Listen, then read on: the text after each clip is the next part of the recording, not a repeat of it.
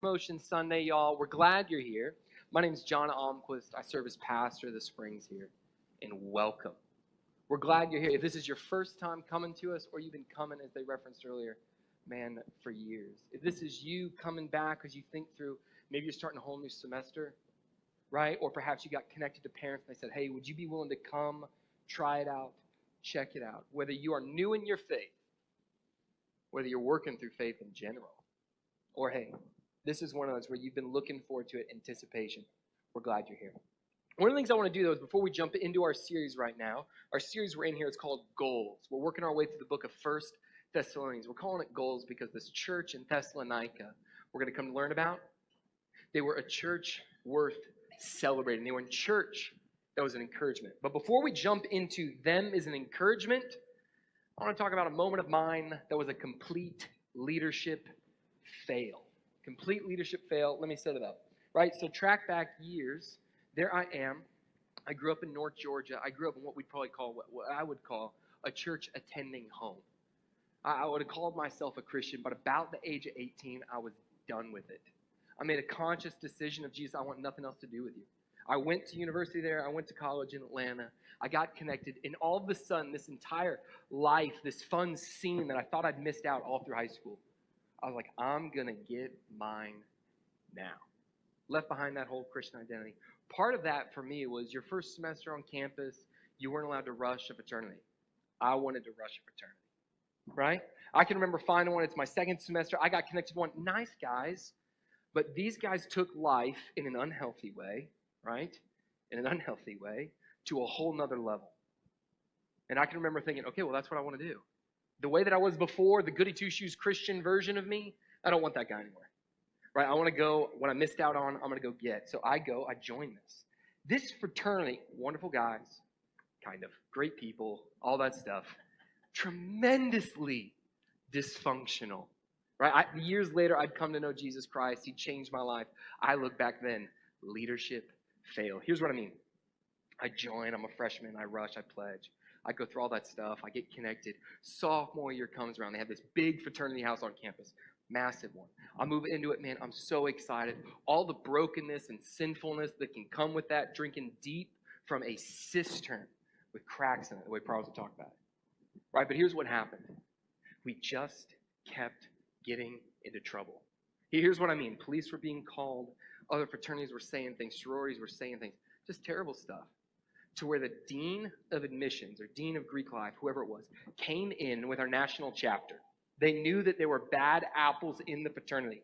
They kicked out at the very start of my sophomore year every upperclassman.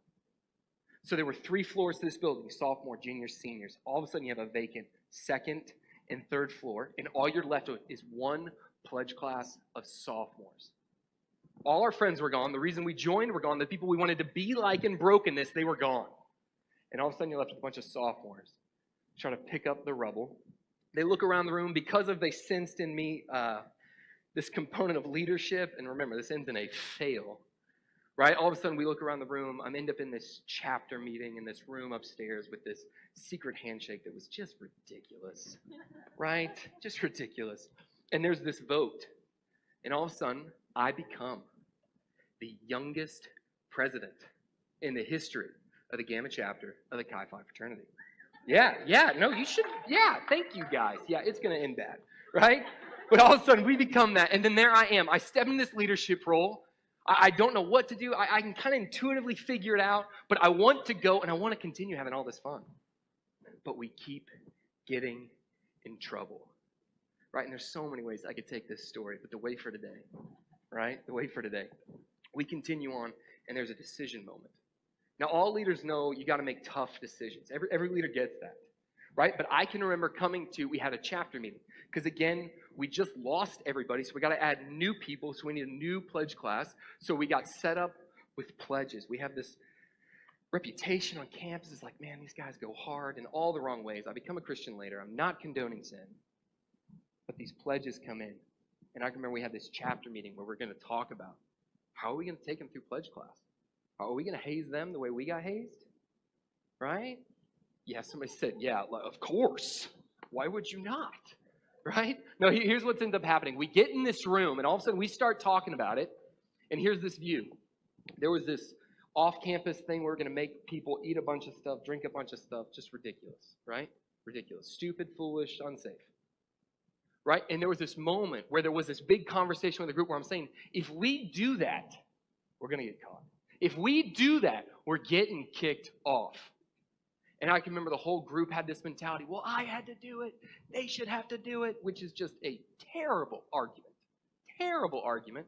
But I'm sitting there, I'm like, yeah, that's convincing. I get that. Right? So me as a leader, I'm sitting there, we're in this chapter setting, Chi Phi fraternity house, youngest president. And I looked at him, I said, okay, this is our fraternity. That's the direction y'all want to go. I think it's going to take us off a cliff. But man, let's go. Well, you get what happens, right? We throw that party. All of a sudden, the dean of Greek life finds out. He comes and he individually interviews every one of our pledges. We were like coaching these pledges right before. We're prepping them. No, here's what we did. Say this. Don't say this. There was one young guy. Bless him, man. If I ever see him, I'll ask his forgiveness. Homeboy cracked, right? He told the whole story. All of a sudden, 2 days later, I'm in an auditorium, and our fraternity's kicked off campus. Youngest president. Shortest tenure as a president. Welcome to the Springs. We're so glad you're here, right? Here's why I share that. That was a leadership fail. There is in me a sense of regret for that decision. I regret that choice because part of me is, man, one, I miss it as a leader. Does that mean that God didn't redeem that? No. Does that mean God didn't use that on a pathway to eventually bring me to him? Not at all. But there's an honest sense of, man, I wish I could get a redo on that. Here's the reason I share that. I think your stories are different than mine. That's like a silly, small example of regret.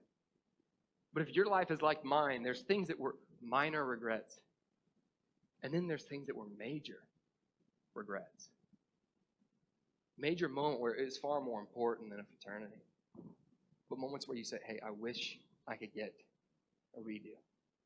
The reason I start with that is today, as we look at this text. The Apostle Paul, this big-time church leader, he's going to teach you, and he's going to teach me.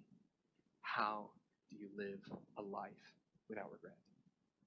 Right? And when I say regret, here's what I'm talking about. Not that even as Christians, because Christians are broken, we make terrible decisions.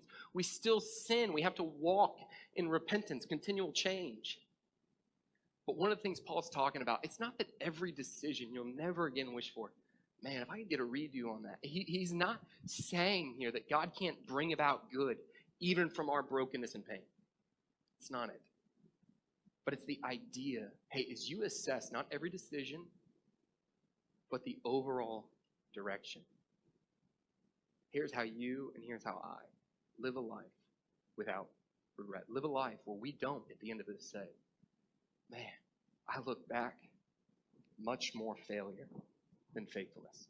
So that's where we're going. And here's why I really do think this matters, man. Even as I've been thinking about this past week, I did a little study. So there's a research group out of Cornell, right? They did a study where they examined regret. And here's what I came to see through this. There's two types of regret. There's regret where you and I, we make a decision. We choose something. It's a decision-based. It's a choice.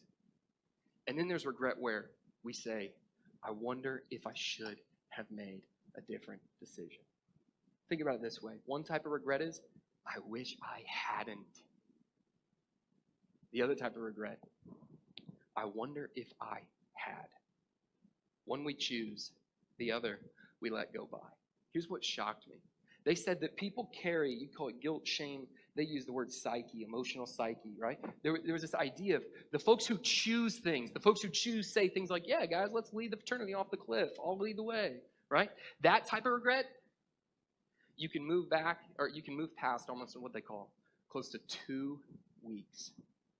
You can tend to forget about it. It can lose the emotional weight in your life. But the moments in your life where you say, I wonder if, what if I had, I should have, that type of regret. They say that's the things that linger with people for years. Right, so here, especially if you're a follower of Jesus Christ, there's a type of regret, the should have, I wonder if I had type of regret that Jesus Christ completely wants to spare you from. That the Apostle Paul, he's going to teach you and he's going to teach me today. Here's how to never live that. Here's how to not live in vain. Right? And then if you're here and you're not a believer in Jesus Christ, you're just wrestling through this. Here's what I want to tell you. Here's what you'll believe, right, that you'll expect me to say. I really do believe that at the end of your life, and you will have one life, there will come a sense where you will stand before God. And there will be a tremendous sense of regret, a huge, I should have believed. So my prayer is not only if you're here working through faith, that that's something that God just spares you from. But secondly, as you look at this, here's the other type. Don't have the type of regret where you don't at least lean in to examine it. Don't have the type of regret where you say, you know what? I'm going to wait till my 40s to take religion seriously. Don't have that one either. Lean in today. The text we're going to be looking at, it's 1 Thessalonians chapter 2. 1 Thessalonians chapter 2. We're going to check out just the first 6 verses, and we're going to pick it up again next week. We're going to break it out into 3 ideas. The first idea we're going to talk about, our mission. Our mission as Christians is leading others to Christ. The second thing we're going to share is our motive. Our motive is identifying ourselves with Christ. And the third idea, our method is loving others for Christ. Again, we'll be in 1 Thessalonians chapter 2. If you were with us last week, here's what you know. The Apostle Paul, the chapter right before the context, he's writing this letter where he's celebrating and he's encouraging the church in Thessalonica. Thessalonica, it would be in modern-day Greece, like the northeast section of it. That's where you could find it. He'd planted a church there.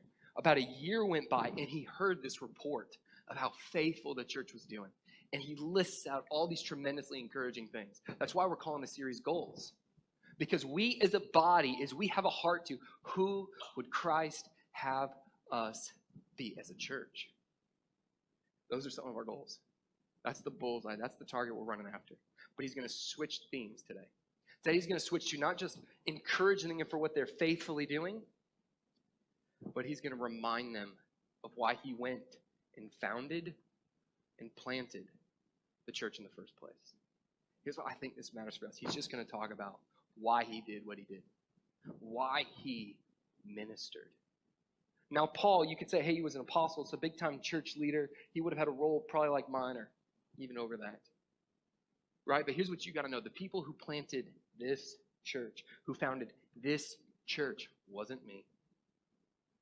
It was 10 families, 10 couples who had a love for Jesus Christ, just said, hey, what if we could be, what if by God's Spirit we could strive towards being marked as a body like that? So here's why I share that. Man, y'all, we can do this. Because of Christ in us, we can live this way without regret. So read with me now. We're going to read the first 2 verses. 2 verses there, 1 Thessalonians chapter 2.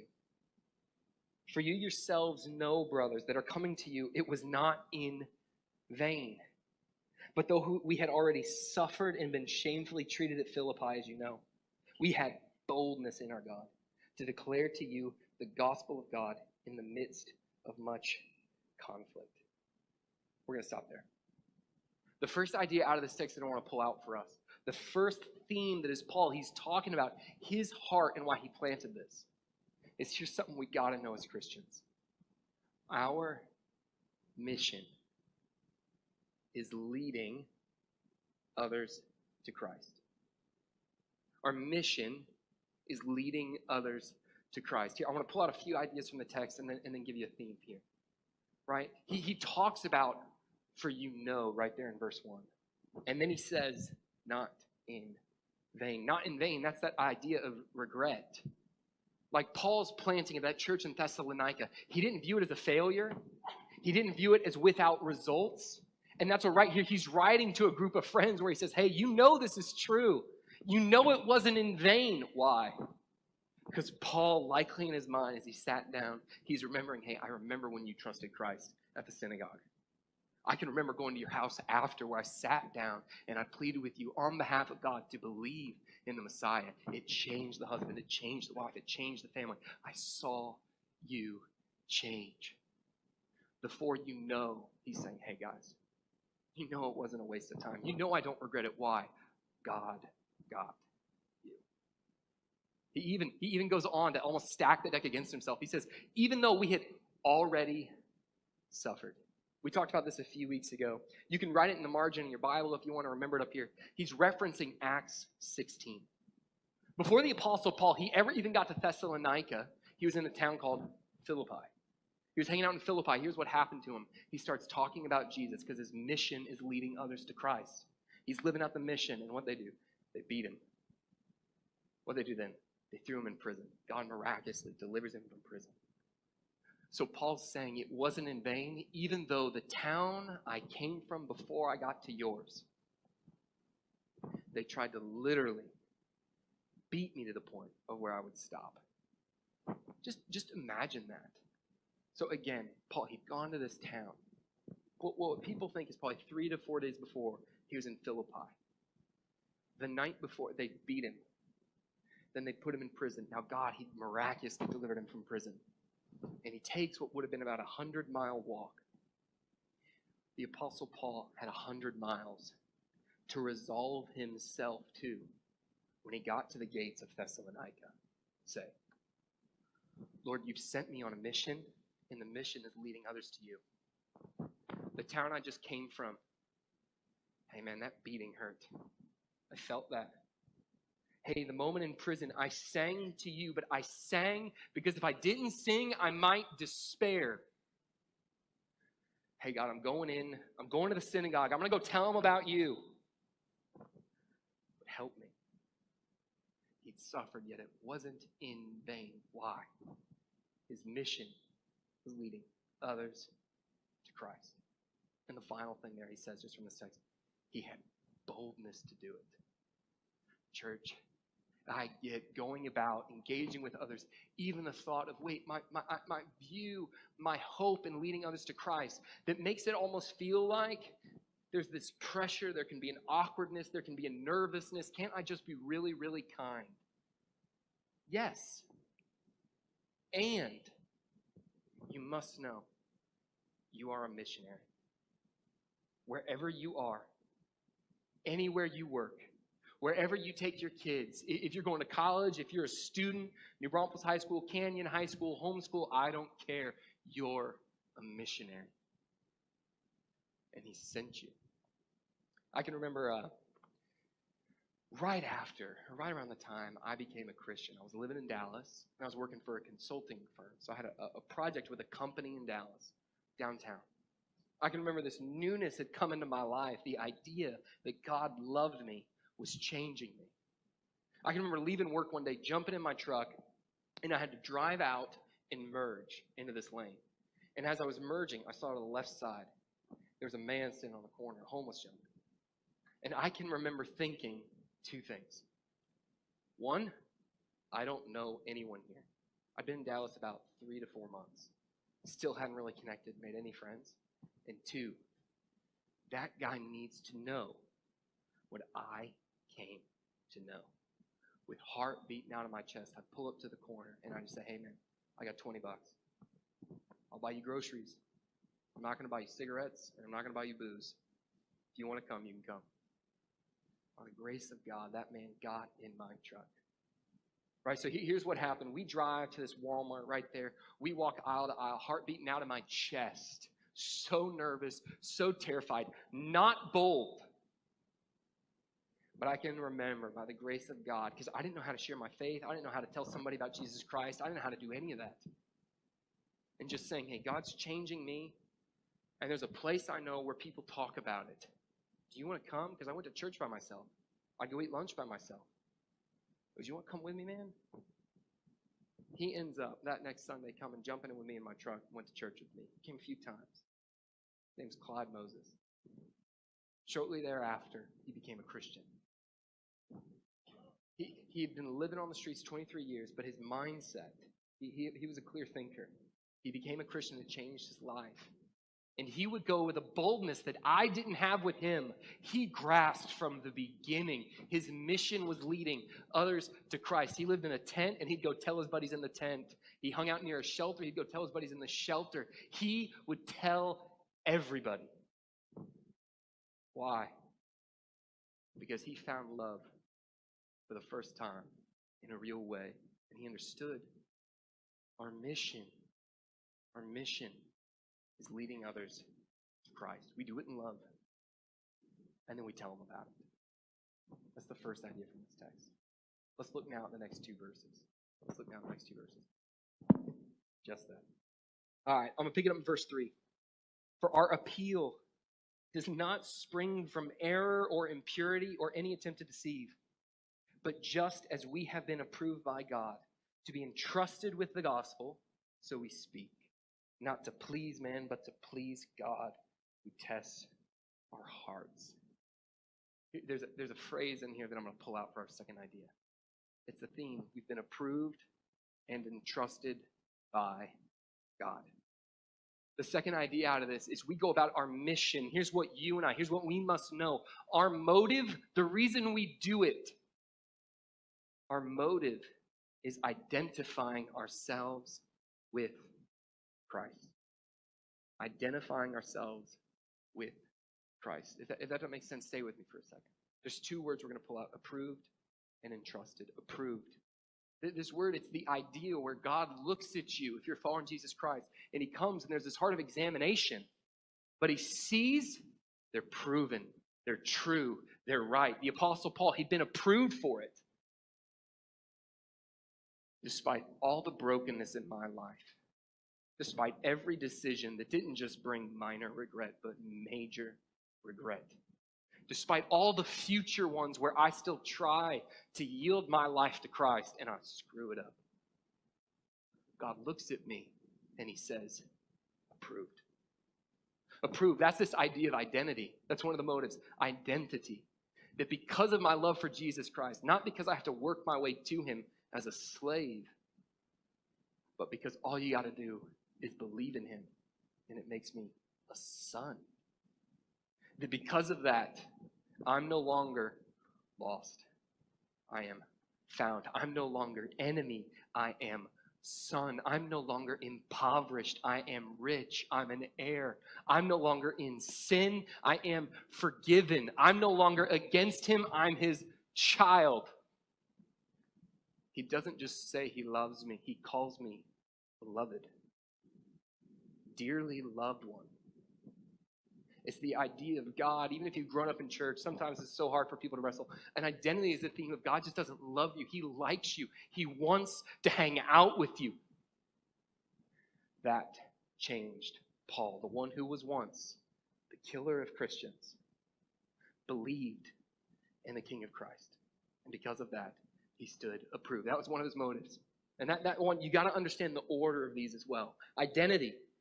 And then it preceded the word entrusted with the gospel.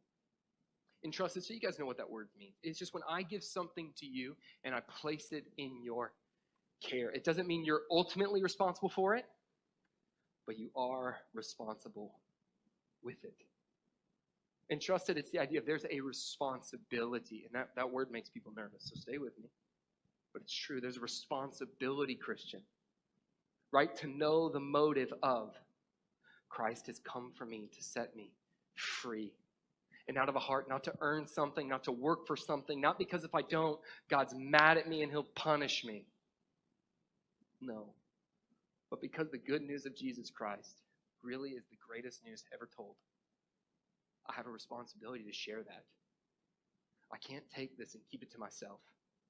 That's a way to live with regret.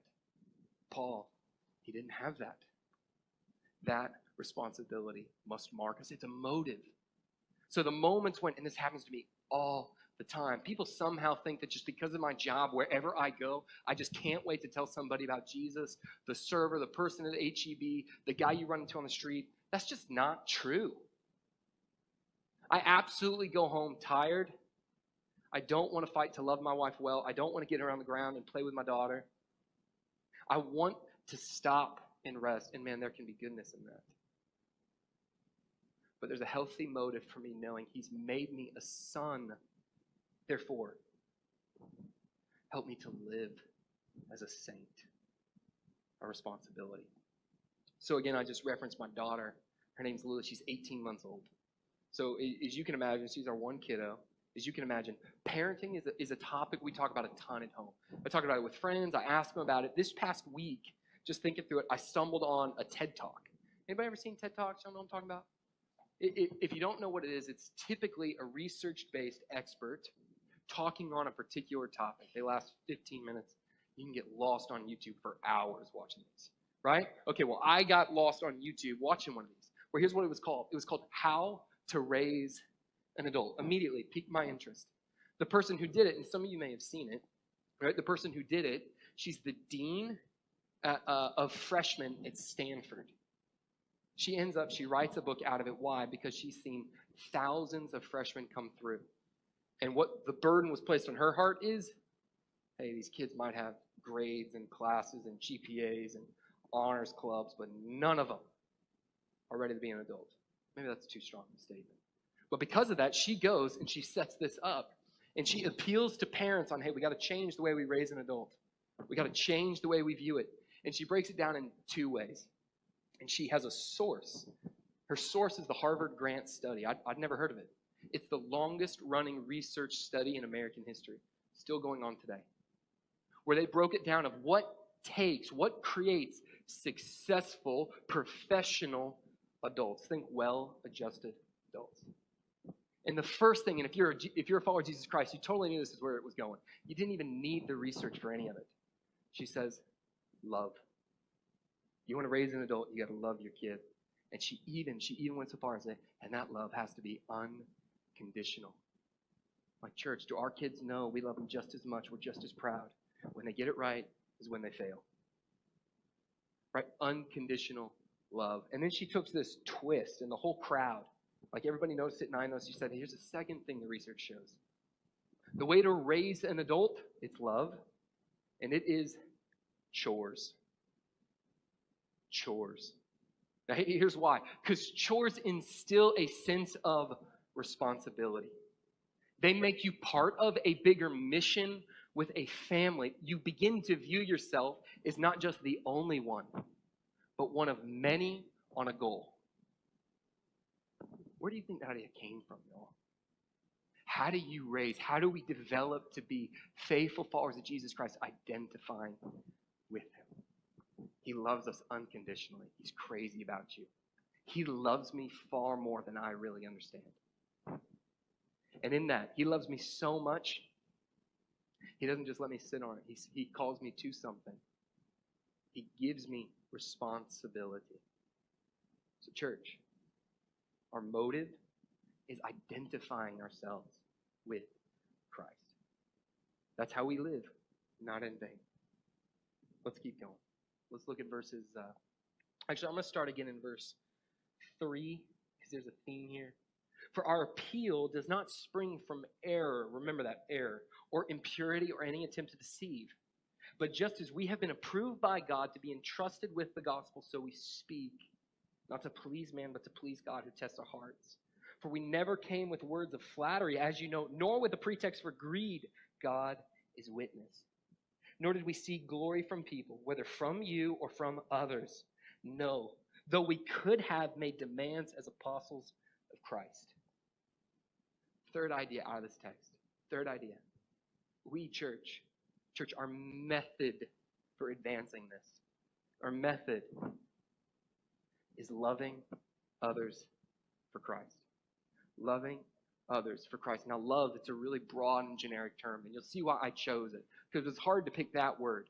And the reason I picked it, it's more all-encompassing, so stay with me. There's two things that Paul, he puts here as he talks about love. He has his content and then his intent, his intentions. His content, he talks about right here, it did not come, verse 3, from error. Church, one of the things you got to know, the Word of God This, it's true. You can trust this. One, you can come and you can meet with God in a way where He's not going to deceive you through it. He's going to help you fall in love with Him by it. But it's true. That's the content. Later on in this chapter, the Apostle Paul, he's actually going to spend a whole paragraph, a couple sentences for him, right? A whole paragraph talking about it. So stay tuned for that. But here's what you got to know. You can trust the content. And this is Paul. The next thing he shifts to is the intent. The intent. Some of the things he outlines. It wasn't an attempt to deceive. It wasn't because they were trying to please people, but they wanted to please God. It wasn't with words of flattery. It wasn't for greed. He's not seeking glory from anybody. His intentions were pure. The Apostle Paul, during this time, a lot of folks would go around talking about religion much the same way they can now and they have throughout history. How do I go and I use a reference of God to somehow fill my wallet? How can I use God to somehow glorify me, make much of me? And so there were these, what I'd call charlatans, tricksters, thieves. And the Apostle Paul, he's drawing this contrast where he's saying, no, I'm not them. My content was true. That's not. And my intentions were pure. And there's this theme as he talks about, man, I wasn't here for greed. I wasn't here to impress you. He came, why? Not for anyone's approval. Not that anyone would build him up, because he had already been approved by God. Right? So this is where he's building on the identity from the point before. He's talking about what sets you free to really love a community. What sets you free to actually get after it in your workplace? To actually do your doctor's office, wherever you are, is the privilege and the opportunity to. How do I minister to patients, not just physically, but spiritually? You as a teacher, to not just equip, train students in math, algebra, literature, whatever, but to say, hey, how can I introduce to them love of Jesus Christ? How do you as parents, how do you set your kids up for success in a way to where you do not live vicariously through them, but you support them and you celebrate them for who they are? You know, first and foremost, your approval is in God. It was about a year ago that I stepped into this role. I took this job. And I can remember when I came, there's this 2 months, this fun, running off of adrenaline honeymoon thing. And then I start really hanging out with a ton of y'all, right? Yeah, that was funny, guys. I make fun of you, right? But hey, I spent time hanging out. But I can remember maybe then if I started September, I don't know, October, November, something like that. I started going to some of these meetings. And these were good meetings, but sometimes they were harder meetings. I can remember going, and all of a sudden, I was nervous. Like, I can always have a tendency to be nervous or on edge or ready, and that can be good. But I can remember sitting there and being like, man, I'm nervous for this. And this is something I've still tracked. And so I started thinking through, why is that? Why is that? And I can remember why, because it's like a new job, just the same way if you started a new job. If you're dating somebody new, right? I can remember going and thinking, man, I really hope that they're glad I'm here. I really hope that they're enjoying what we're doing on Sunday. I really hope that they see in me this leadership capacity of, okay, we can keep going. I was going to these meetings and this nervousness, where it was coming from, I wanted people to affirm me. I wanted people to validate me. I wanted people to say, I'm glad you're here. Here's what I'm telling you. I'm not the only one. You seek it from your spouse, right? You'll seek it from your kids. You definitely seek it from work. You'll seek it from what charity organization, where does it put me forward? How do people view me? How do I feel better about me? Is your day destroyed based on what your wife thinks of you? Or are there certain people in your life to where you know, man, if they say this, I'll crumble? Then you wrestle with the same thing I do, seeking glory, seeking approval from other people. And man, this is the secret right? From faith in Christ. This is a secret to life. You want to be free? You want to really be free, you know. There's no one who loves you more than the King of the universe. There's no one who can approve you like he already has. And from that, you're free to love others for Christ. Because here's what I realized. I was going to this meeting, right? In my job description, in a lot of ways, you could nuance it, but summarize it. It's to love. I was going to these meetings, and here's what I was looking for. Hey, could you make me feel this? Could you help me feel this? Could I walk away feeling more validated? I wasn't loving. I was using. Meetings, interactions, and moments. Using people. And when you do that, you know what you don't do well? Love them. Church, the way we minister, the way we live on mission is not seeking to get. It's not so when we go to share, the person views us as spiritual and thoughtful. It's because we know the King of the universe calls me beloved. And one day I'm going to see him. And he even says in his word that one of the things that God, he gets an inheritance. And what does God, who gets to choose his own inheritance, what does God want? Me. Man, when I remind myself of that, you know what it frees me from? Wanting something from others. Our method is to love others for Christ. So recapping all these thoughts.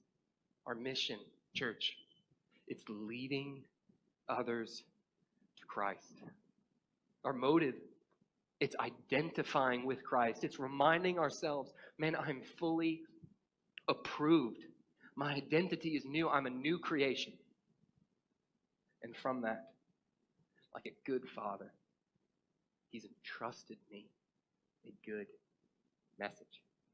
And the final one, our method, how do we do it? We love folks. We love in a way to where we're not really subliminally trying to get. And if you spend 20 minutes with a pen and paper praying through how you seek approval from people when you should be getting it through God, here's what's going to happen. You're going to have a long list. In church, as we grasp identity in him, it frees us to love them, to love each other, to love this town in a way to where it's beautiful. It's beautiful. So as you think through this text, there was this theme that stood out to me throughout it. Because again, you got to remember the Apostle Paul, and it's continued for next week too. But he says, I came to you and I knew it was not in vain. Church, a life lived for Christ is never a life wasted. A life lived for Christ is never a life wasted. We don't think about it this way, honestly, until, people reflect on legacy right as they're coming closer towards death. Right? So a life lived for Christ, it's never a life wasted in the same way. I had the privilege of going to a funeral a few years ago. And I say privilege just because of the character of the man who the funeral was for. I didn't know him. I was really good friends with his son. He was a buddy of mine. We'd served together. We'd gotten to know each other. His son was really successful. He had done really well. His dad had been really successful. He had done really well. I didn't know anything about his dad. But I knew the son, and so I went to support the son. And I can remember sitting there and walking into an auditorium far bigger than this, man, and being shocked at how many people were there. And they go to do this funeral where they begin to talk about this man and the life that he had lived. And oh my gosh, they're celebrating in a way. Why? Not because of his corporate successes. And he had done well. But because of the character of his heart. Because of the faith that had changed him. Because he'd gone all in on Christ and by that not wasted it. And then I'll never forget this. My buddy, his son went up to talk about it. And he goes up and he's standing there in front of this huge crowd. And he, rightly so, with tears, begins to brag on his dad. His dad, the legacy he'd left, and the model for him, and really just talking about how his dad had entrusted to him the truth. There's nothing more important in this life than a relationship with God. And this son, he got to stand there at his dad's funeral and say, I still want to be like him when I grow up. I still want to live a life like that. I don't want to waste it. I want to go all in. Why? Because that funeral preached. Church, a life lived for Christ.